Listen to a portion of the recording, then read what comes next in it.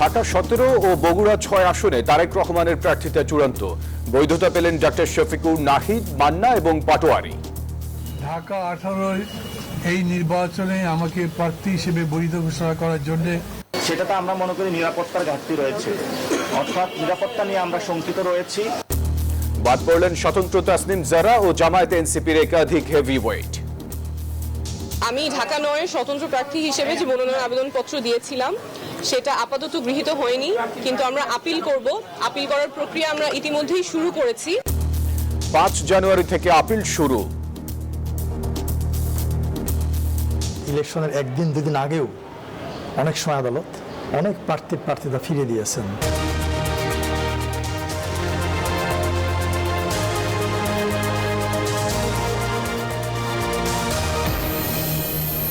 যারা ছিলেন প্রধান শিরোনাম, এবারে জানাবো অন্যান্য শিরোনাম।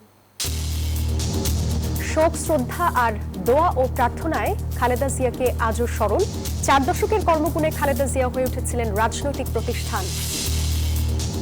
জিয়াউর রহমানের বাংলাদেশি জাতীয়তাবাদ আর খালেদা জিয়ার আপোষহীন দৃঢ়তা বিএনপিকে আগামী দিনের পথ দেখাবে বলছেন বিশ্লেষক। নতুন শিক্ষাবর্ষ শুরু হলেও এখনো ছাপা বাকি মাধ্যমিকের 10 কোটি বই। সিন্ডিকেট বাণিজ্যকে দুষছেন সংশ্লিষ্টরা। যথাসময়ে কার্যাদেশ দিতে পারে নাই, মন্ত্রণালয় থেকে যেভাবে সিদ্ধান্ত দ্রুত আসা উচিত সেটা আসে নাই। দ্বিতীয়ত হলো ক্যাপাসিটির বাইরে অতিরিক্ত যারা কাজ নিয়েছে তারা দিতে ব্যর্থ।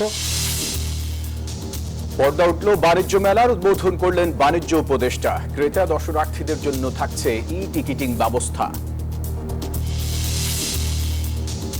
ভেনেজুয়েলায় হামলা চালিয়ে মাদুরোকে আটকের দাবি ট্রাম্পের। কারাকাসে জরুরি অবস্থা জারি। রাশিয়া ও কিউবার নিন্দা। এবং আইপিএলে কলকাতা দল থেকে বাদ পড়লেন মুস্তাফিজ। ভারতের মাটিতে বিশ্বকাপে বাংলাদেশ দলের নিরাপত্তা নিয়ে শঙ্কিত আমিনুল।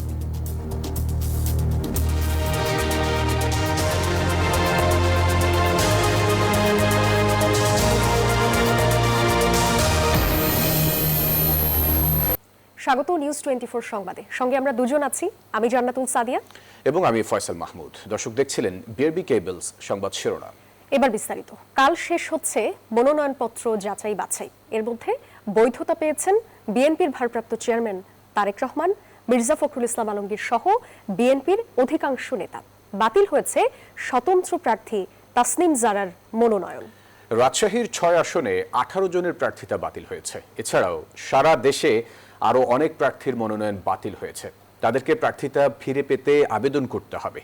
নির্বাচনের আগে যে কোনো দিনই তারা প্রার্থিতা ফিরে পেতে পারেন। অন্তরা বিশ্বাস জানাচ্ছেন বিস্তারিত। ত্রয়োদশ নির্বাচনে মনোনয়নপত্র যাচাই বাছাইয়ের শেষ পর্যায়ে এখন বাংলাদেশ।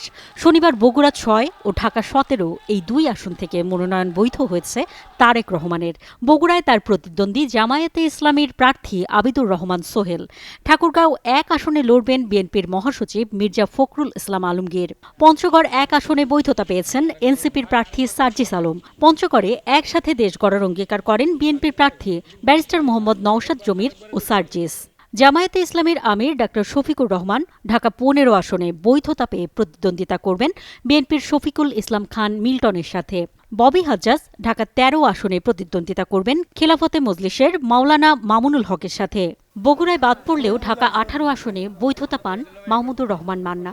একটা গুণমান সম্পন্ন, সুষ্ঠু, সবার কাছে মোটামুটিভাবে গ্রহণযোগ্য নির্বাচন অনুষ্ঠান সম্ভব।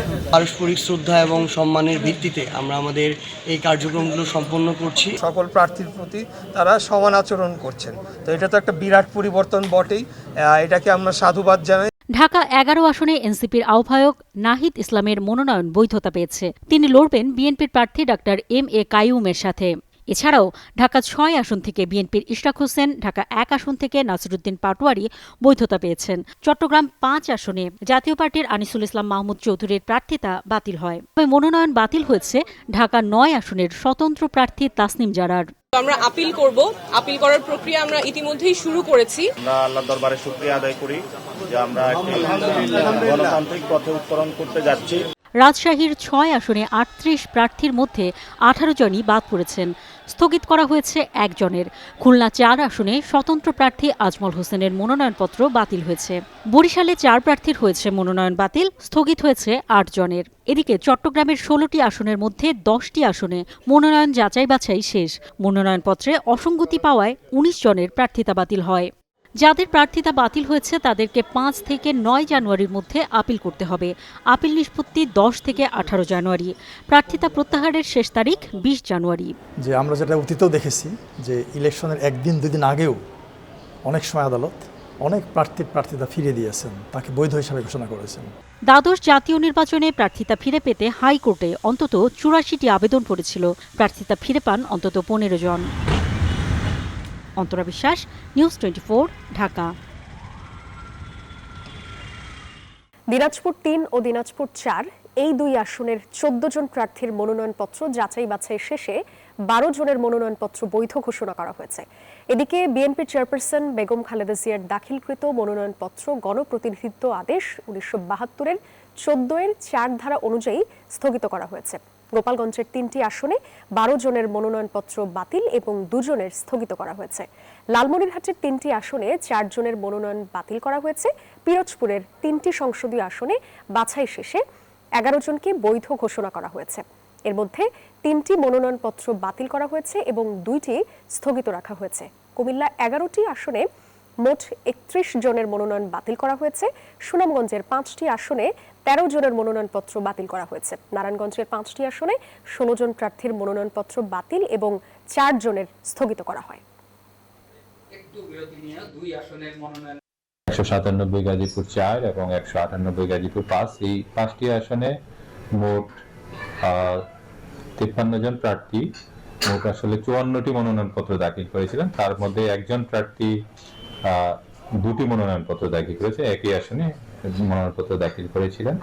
তো আমি যদি আসন ভিত্তিক পরিসংখ্যানটি আপনাদেরকে জানাই, আজকে 194 গাজীপুর 1 আসনে এখানে মোট 8 জন প্রার্থী ছিলেন। তার মধ্যে 6টি মনোনয়নপত্র গৃহীত হয়েছে আর 2টি মনোনয়নপত্র বাতিল হয়েছে। 5টি সংসদীয় আসনে মোট 39 জন মনোনয়নপত্র দাখিল করেছিলেন। তাদের মধ্যে 26 জনের মনোনয়নপত্র গৃহীত হয়েছে এবং 13 জনের মনোনয়নপত্র বাতিল হয়েছে। আসন্ন জাতীয় নির্বাচন নিয়ে বিদেশি কোনো চাপ নেই। সরকার নিজ উদ্যোগেই নির্বাচন আয়োজন করছে বলে জানিয়েছেন পররাষ্ট্র উপদেষ্টা মোহাম্মদ তৌহিদ হোসেন। শনিবার সকালে মুন্সিগঞ্জে জুলাই আন্দোলনে শহীদদের স্মরণে আয়োজিত অনুষ্ঠানে এক কর্মসূচিতে এসব কথা বলেন তিনি। চাপের কোনো প্রশ্ন নেই, আমরা তো নিজেরাই নির্বাচন করতে চাই, তারা চাপ দেওয়ার দরকার কি, সেটা তো প্রয়োজন নেই। এই সরকার চায় যে যত তাড়াতাড়ি সম্ভব এই 12ই ফেব্রুয়ারি নির্বাচন করে নির্বাচিত সরকারের হাতে দায়িত্ব দেওয়া হবে। এটা হলো আমাদের লক্ষ্য এবং সময় খুবই সংক্ষিপ্ত। আর বিচার হচ্ছে আমার একটা জিনিস যেটা নিয়ে তাড়াহুড়ো করার কোনো সুযোগ নেই, তবে অবশ্যই আমরা চেষ্টা করবো ফেরত নিয়ে আসতে। এখনো কিন্তু আমরা 100% নিশ্চিন্ত ভাবে বলতে পারছি না, অন্তত হোম থেকে আমাকে এটা বলে না যে অমুকখানে আছে সে গিয়ে। আমরা ইন্ডিকেশন পেয়েছি ইন্টারোগেশন থেকে যে তারা সম্ভবত পার হয়ে গেছে। কবর জিয়ারত আর দোয়া মোনাজাতে আজও দলীয় চেয়ারপারসন বেগম খালেদা জিয়াকে স্মরণ করছে বিএনপি। শনিবার জিয়া উদ্যানে দলের প্রতিষ্ঠাতা জিয়াউর রহমান ও খালেদা জিয়ার সমাধিতে শ্রদ্ধা জানান নেতাকর্মীরা। শ্রদ্ধা জানানোর পর বিএনপির সিনিয়র যুগ্ম মহাসচিব জানান, বেগম খালেদা জিয়ার আদর্শ, জনগণকে দেয়া তার অঙ্গীকার ও তার দেখানো পথ ধরেই এগিয়ে যাবে বিএনপি। বিস্তারিত প্রতিবেদনে। জিয়া উদ্যানে স্বামীর সমাধির পাশে শায়িত দেশনেত্রী বেগম খালেদা জিয়া। নেতাকর্মীদের শ্রদ্ধা প্রার্থনায় মৃত্যুর পর জীবিত তার রাজনৈতিক আদর্শ। অন্যায়ের কাছে আপোষ না করায় বেগম জিয়া হয়ে উঠেছেন 4.5 দশকের এক অনবদ্য রাজনৈতিক প্রতিষ্ঠান। শনিবার সকালে প্রয়াত বেগম খালেদা জিয়াকে শ্রদ্ধা জানাতে আসেন মহিলা দলের সদস্যরা। চোখের জলে দুহাত তুলে দোয়া করেন পরকালের মুক্তির জন্য। গণতন্ত্রের মুক্তির জন্য, গণতন্ত্রের এগিয়ে নেওয়ার জন্য বেগম খালেদা জিয়া কঠিন হস্তে এই ঝান্ডা ধরেছিলেন। কারণ মানুষই, কারণ আমরা দীর্ঘদিন রাজনীতি করি 35-40 বছর, এখানে যারা উপস্থিত আছে তাদের 5% মানুষকে কিন্তু আমি চিনতে পারি, আর বাকিদেরকে কিন্তু চিনি না। তার মানে চিনি না যারা, তারা সবাই আমজনতা। বামে ডানে জনস্রোত, পরিবার নিয়ে মানুষ, ছোট বাচ্চাদের নিয়ে, কুলে বাচ্চা নিয়ে এই দেশে তুমি খালেদা জিয়ার কবর জিয়ারত করতে আছেন। আসলে এটা কি আবেগ সেটা আসলে ভাষায় প্রকাশ করা যাবে না। ইয়াসিন সূরা তেলাওয়াত করেছি, সূরা মুলুক তেলাওয়াত করেছি। তেলাওয়াত করার পর রব্বুল আলামিনের কাছে আমি ওনাদের জন্য দোয়া করেছি। দলীয় অভিভাবক হারানোর চতুর্থ দিনেও তাই শোক ও শ্রদ্ধা জানাতে ছুটে আসছেন তারা। বিএনপি নেতারা বলেন, বেগম খালেদা জিয়ার দেখানো পথেই গণতন্ত্র সমুন্নত থাকবে এবং মায়ের দেখানো পথ ধরেই দেশকে এগিয়ে নিয়ে যাবেন তারেক রহমান। ম্যাডামের যে স্বপ্নগুলো ছিল, যে কাজগুলো উনি করতেন গণতন্ত্রের জন্য উনি যে আপোষহীনতার পরিচয় দিয়েছেন, সেই গণতন্ত্রকে রক্ষা করার জন্য আমরা জীবনের সমস্ত ত্যাগ আমরা শেষ রক্তবিন্দু দিয়ে করার চেষ্টা করব। তার যে রেখে যাওয়া আদর্শ, সেই আদর্শ এত উঁচু মাত্রার নৈতিক বৈশিষ্ট্য ধারণ করে। আমরা সেই পথ ধরে, তার দেখানো পথ ধরেই আমরা এগিয়ে যাব। জাতীয়তাবাদী মহিলা দল এগিয়ে যাবে, বিএনপি এগিয়ে যাবে, সকল অঙ্গ সংগঠন এবং এদেশের জাতীয়তাবাদী শক্তি এগিয়ে যাবে। তার দেখানো পথ দিয়ে এগিয়ে গেলেই আমরা গণতন্ত্র সমুন্নত রাখতে পারবো, আমরা দেশের পতাকাকে ধরে রাখতে পারবো, স্বাধীনতাকে ধরে রাখতে পারবো, সার্বভৌমত্বকে ধরে রাখতে পারবো। এদিকে বেগম খালেদা জিয়ার মৃত্যুতে 7 দিনের শোক কর্মসূচির চতুর্থ দিনের শোক পালন করছে বিএনপি। আমাদের মাতৃ সমতুল্য নেত্রী, দেশনেত্রীর চলে যাওয়ায় আমরা খুবই বেদনাহত। আপোষহীন নেত্রী দেশের জন্য অনেক কাজ করছেন। তিনি বাংলাদেশের মানুষ তার কাছে ঋণী হয়ে রইল। আজকে তিনি মানুষের কাছে ঋণী না, মানুষ, বাংলাদেশের মানুষ তার কাছে ঋণী হয়ে রইল। দলের কার্যালয় ও দেশের বিভিন্ন স্থানে দোয়া মাহফিল এবং কোরআনখানি অনুষ্ঠিত হচ্ছে। শ্রদ্ধা জানাতে বিএনপির কেন্দ্রীয় কার্যালয় ঢাকার গুলশানে চেয়ারপারসনের কার্যালয় এবং জেলা কার্যালয়গুলোতে শোক বই খোলা হয়েছে। রাজু মাহমুদ, নিউজ 24, ঢাকা। প্রেসিডেন্ট জিয়াউর রহমানের অন্তর্ভুক্তিমূলক রাজনীতি এবং দেশের স্বার্থ আর গণতন্ত্রকে সমুন্নত রাখতে বেগম খালেদা জিয়ার আপোষহীন নেতৃত্ব পথ দেখাবে বিএনপির আগামী দিনের রাজনীতিকে, এমন মত রাজনৈতিক বিশ্লেষকদের। তারা বলছেন, রাষ্ট্র ক্ষমতায় গেলে দলের কাণ্ডারি তারেক রহমানকে দেশের স্বার্থে দক্ষতার সঙ্গে প্রশাসনকে পরিচালনা করতে হবে। শাহ আলী জয়ের রিপোর্ট। বাংলাদেশের নাগরিকদের ভাষা, ধর্ম আর সংস্কৃতির বহুমাত্রিকতাকে এক সুতোয় গাঁথতে বাংলাদেশি জাতীয়তাবাদের ধারণা প্রবর্তন করেন বিএনপির প্রতিষ্ঠাতা প্রেসিডেন্ট জিয়াউর রহমান, যার মূল লক্ষ্য ছিল দেশে ছড়িয়ে ছিটিয়ে থাকা ক্ষুদ্র নৃগোষ্ঠীর মানুষ এবং বাংলা ভাষাভাষীদের পরিচয় ভিত্তিক সংকট কাটিয়ে বৃহৎ ঐক্য গড়ে তোলা। 82-তে বিএনপিতে যুক্ত হয়ে গণতন্ত্রের পক্ষে বেগম খালেদা জিয়ার নিরন্তর সংগ্রাম আর দেশের স্বার্থে আপোষহীনতা নতুন মাত্রা দেয় বিএনপির রাজনীতিকে। রাজনৈতিক বিশ্লেষকদের মতে জিয়াউর রহমান এবং বেগম জিয়ার রাজনৈতিক দর্শনই দিক নির্দেশনা দেবে বিএনপির আগামীর রাজনীতিকে। আপনাকে ঐক্যবদ্ধ রাজনীতি করতে হয়, যেটা শহীদ প্রেসিডেন্ট জিয়া রহমান করেছেন বাংলাদেশি জাতীয়তাবাদের ধারণার মাধ্যমে। ঠিক একইভাবে আপনাকে অন্যায়ের বিরুদ্ধে লড়াই ও জেদ ধরতে হয়, যেটা করেছেন বেগম খালেদা জিয়া। বিএনপি নেতাকর্মীরা ভবিষ্যতের রাজনীতিতে অন্যায়ের বিরুদ্ধে লড়াইয়ের ক্ষেত্রে বেগম খালেদা জিয়ার আপোষহীনতাকে আদর্শ হিসেবে নিতে পারে। আবার একইভাবে বাংলাদেশের মানুষকে ঐক্যবদ্ধ রাখার ক্ষেত্রে তারা শহীদ প্রেসিডেন্ট জিয়া রহমানের জাতীয়তাবাদের ধারণাটাকে আদর্শ হিসেবে নিতে পারে। 4 দশক ধরে শক্ত হাতে বিএনপির হাল ধরে রাখা বেগম খালেদা জিয়ার মৃত্যুর পর দলের কাণ্ডারি এখন তার বড় ছেলে তারেক রহমান। বিশ্লেষকদের মতে পরিবর্তিত রাজনৈতিক প্রেক্ষাপটে দল ও রাষ্ট্র পরিচালনায় তার সামনে থাকবে নানামুখী চ্যালেঞ্জ। পার্টির কর্মীদের মনস্তাত্ত্বিক বা আচরণগত পরিবর্তন একদিকে যেমন দরকার, এটি ওনার বড় চ্যালেঞ্জ, সেটি কিভাবে করবেন। একই সাথে আমলাতন্ত্রের রন্ধে রন্ধে যে দুর্নীতি, এটাকে কিভাবে উনি সামলাবেন, এই দুটোর উপরে নির্ভর করবে আগামী দিনের তারেক রহমানের সফলতা। জনাব তারেক রহমান সাহেব সেটা পারবেন এই জন্য, কারণ প্রতি ঘাতে তিনি উপলব্ধি করেছেন যে কীভাবে আমার বাংলাদেশটাকে পরিবর্তন সাধিত করতে হবে। রাজনীতিটা যেটা তত্ত্বগত দিকে এসছে, তার বাস্তব অভিজ্ঞতাটা অনেক হয়েছে 17 বছরে। রাজনৈতিক বিশ্লেষকরা আরও বলছেন, মৃত্যুর পর বেগম জিয়ার প্রতি মানুষের আবেগ আর ভালোবাসার নিদর্শন দলটিকে উজ্জীবিত করেছে। এখন রাজনৈতিক বাস্তবতা ও জনগণের প্রত্যাশার সমন্বয় ঘটিয়েই নির্ধারিত হবে বিএনপির আগামী দিনের পথ চলা। শাহ আলী জয়, নিউজ 24, ঢাকা। জাতীয় শিক্ষাক্রম ও পাঠ্যপুস্তক বোর্ড থেকে কি তথ্য দেয়া নিষেধ? তা না হলে মাধ্যমিকের অন্তত 10 কোটি বই ছাপাতে দেরির কারণ কেন জানাচ্ছে না প্রতিষ্ঠানটি? বেশ কয়েকবার যোগাযোগের চেষ্টা করেছে নিউজ 24, কিন্তু সাড়া মেলেনি। কেউ কেউ বলছেন এই দেরির পেছনে রয়েছে সিন্ডিকেট বাণিজ্য। শিক্ষার্থীদের নিম্নমানের বই দেওয়ার প্রমাণও রয়েছে এনসিটিবির হাতে, কিন্তু কাজীর গরু রয়ে গেছে কেবল কাগজেই। মাসুদ আলাবনের প্রতিবেদন, ক্যামেরায় ছিলেন মেহেদি হাসান সুমন ও মিন্টু। নতুন বছর শুরুর ঠিক আগেভাগে শিক্ষা উপদেষ্টার প্রতিশ্রুতি অলমোস্ট 100% বই সেগুলো পৌঁছে যাবে, কিন্তু বাস্তবতা হলো বছরের প্রথম দিনে নতুন বইয়ের ঘ্রাণ থেকে বঞ্চিত মাধ্যমিকের বেশিরভাগ শিক্ষার্থী। মাধ্যমিকের অন্তত 10 কোটি বই এখনো ছাপাখানায় বন্দী। আমরা সপ্তম এবং অষ্টম শ্রেণীর বইগুলো হাতে পাইনি। প্রতিনিধিদের পাঠানো তথ্য বলছে মাধ্যমিকে বই কম পাওয়ার পাশাপাশি বেশিরভাগ জেলায় একেবারেই পৌঁছায়নি ষষ্ঠ, সপ্তম, অষ্টম শ্রেণীর কোনো বই। তাহলে সরকারি প্রতিশ্রুতির এত ফুলঝুরি কেন? সোমবার জাতীয় শিক্ষাক্রম ও পাঠ্যপুস্তক বোর্ড এনসিটিভিতে নিউজ 24 পাওয়া গেল না এনসিটিভির চেয়ারম্যানকে। একাধিকবার ফোন করেও মেলেনি সাড়া। যথাসময়ে কার্যাদেশ দিতে পারে নাই, মন্ত্রণালয় থেকে যেভাবে সিদ্ধান্ত দ্রুত আসা উচিত সেটা আসে নাই। দ্বিতীয়ত হলো ক্যাপাসিটির বাইরে অতিরিক্ত যারা কাজ নিয়েছে তারা দিতে ব্যর্থ। এদিকে নিউজ 24 এর হাতে আসা কাগজ বলছে এবছরও নিম্নমানের বই দেওয়ার প্রমাণ পেয়েছে এনসিটিভি, কিন্তু এনসিটিভি ও মান নিয়ন্ত্রণকারী প্রতিষ্ঠান কন্ট্রোল ইউনিয়ন বিডি একে অপরকে দায়সারা চিঠি দিয়েছে।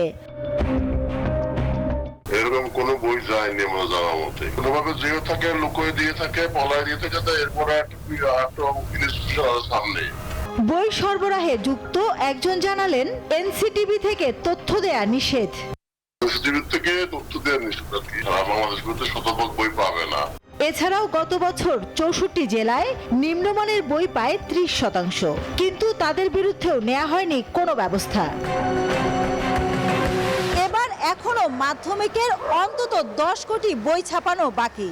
কবে ছাপা শেষ হবে আর কবেই বা মিলবে বই, উত্তর নেই। মন্ত্রণালয় থেকে এনসিটিভি সবার মুখেই কুলুপাটা, যেন শস্যের ভেতর লুকিয়ে আছে পুরনো ভূত। মাসুদ আলাবনী, নিউজ 24, ঢাকা। বিএনপির ভারপ্রাপ্ত চেয়ারম্যান তারেক রহমানের একান্ত সচিব হিসেবে সাবেক সচিব ABM আব্দুস সাত্তারকে নিয়োগ দেওয়া হয়েছে। একই সঙ্গে ঢাকা রিপোর্টার্স ইউনিটের সাবেক সাধারণ সম্পাদক সালেহ শিবলিকে প্রেস সচিব হিসেবে নিযুক্ত করা হয়েছে। শনিবার দুপুরে রুহুল কবির রিজভীর স্বাক্ষরিত এক প্রেস বিজ্ঞপ্তিতে এই তথ্য জানানো হয়।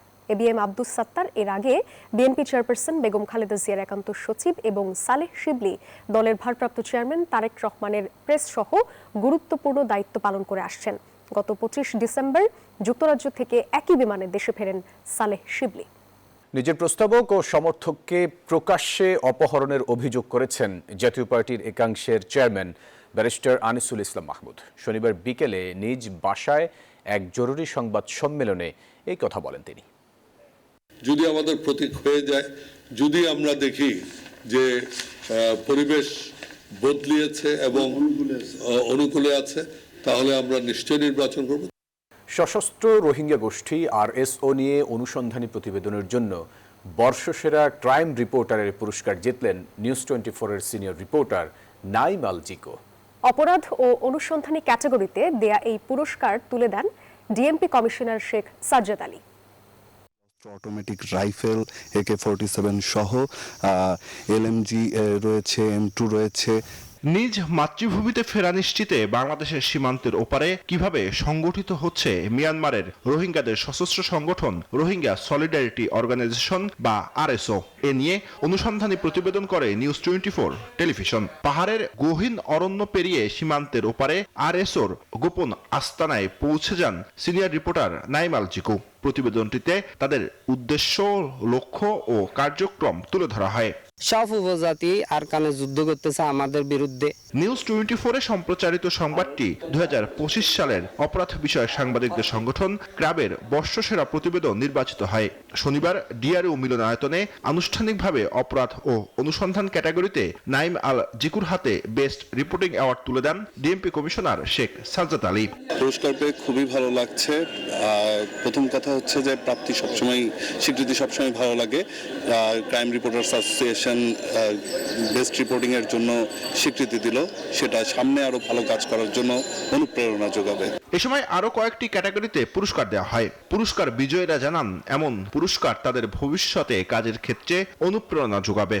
পুরস্কার পাওয়ার ফলে এরকম কাজের জন্য আরো দায় বেড়ে গেল, যে আরো ডিপ আমরা কিভাবে কাজ করতে পারি, এবং এই কাজ পুরস্কার শুধু না, এই কাজটি একটা রিপোর্টারের প্রতি আরো বলে যে তাকে সামনে আরো ভালো কাজ করতে হবে এবং অনুসন্ধানী কাজ আরো বাড়িয়ে দিতে হবে। পুরস্কারের মাধ্যমে বাংলাদেশ ক্রাইম রিপোর্টার অ্যাসোসিয়েশন নতুন করে সাংবাদিকদেরকে আর ভালো কাজের একটি অনুপ্রেরণা দিলে। পুরস্কার বিজয়ীরা জানান, ক্লাবের এই উদ্যোগ অন্যান্য সাংবাদিকদের এমন কাজ করার ব্যাপারে আরো উৎসাহিত করবে।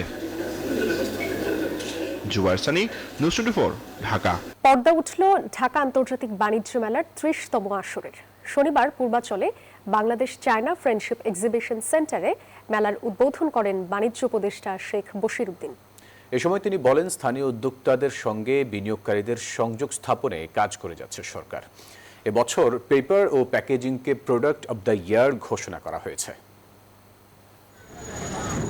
নির্ধারিত সময়ের 2 দিন পর শনিবার দর্শনার্থীদের জন্য খুলে দেওয়া হয়েছে মেলার গেট। শুরু হলো আন্তর্জাতিক বাণিজ্য মেলার 30তম আসর। উদ্বোধন করেন বাণিজ্য উপদেষ্টা শেখ বশির উদ্দিন। তিনি বলেন, স্থানীয় উদ্যোক্তাদের সঙ্গে বিনিয়োগকারীদের সংযোগ স্থাপনে কাজ করে যাচ্ছে সরকার। পেপার অ্যান্ড প্যাকেজিং প্রোডাক্টকে বর্ষপূর্ণ ঘোষণা করেন তিনি।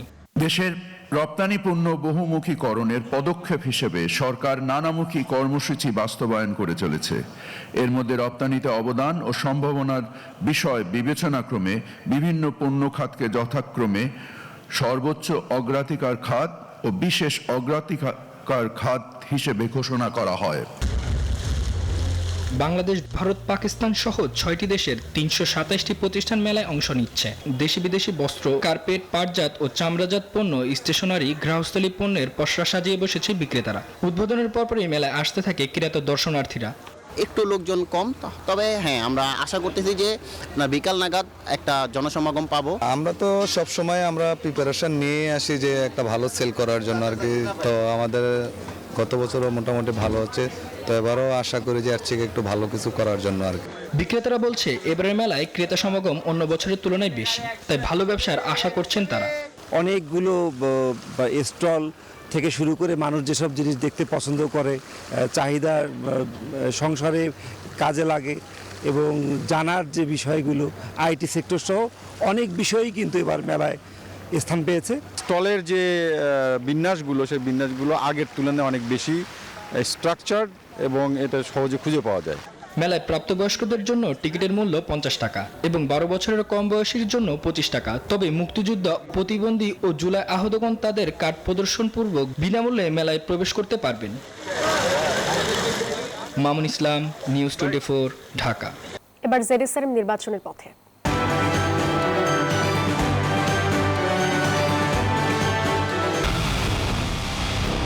পুরো দেশের মুখে হাসি ফোটাতে নিজেকে হতে হয় স্ট্রং আর মনোবল হতে হয় স্পার্ক-জিরো। জেরুসালেম 25 বছরের পথ চলায় নিরাপদে রাখার প্রত্যয়ে। নির্বাচনে লেভেল প্লেইং ফিল্ড নিশ্চিতে নিরপেক্ষতার সাথে কাজ করছে ডিএমপি, জানিয়েছেন কমিশনার শেখ সাজ্জাদ আলী। বলেন, বর্তমানে জাতীয় সংসদ নির্বাচন সবচেয়ে গুরুত্বপূর্ণ, এর জন্য পুলিশে ব্যাপক রদবদল করা হয়েছে। দুপুরে সেগুনবাগিচায় বাংলাদেশ ক্রাইম রিপোর্টার্স অ্যাসোসিয়েশন এজিএমে এসব কথা জানান তিনি। জানুয়ারি মাসের 21 বা 22 তারিখের থেকে সম্ভবত ক্যাম্পেইন শুরু হবে। তখনই সবচেয়ে বড় জটিলতা হওয়ার কথা, এক পক্ষ আর এক পক্ষের দোষারোপ, এটা সেটা অভিযোগ আসবে। আপনারাও খেয়াল রাখেন, আমরা নিরপেক্ষতার সাথে কাজ করতে চাই এবং নির্বাচনই এখন আমাদের মুখ্য বিষয়। এই ছিল সংবাদে। ধন্যবাদ সবাইকে।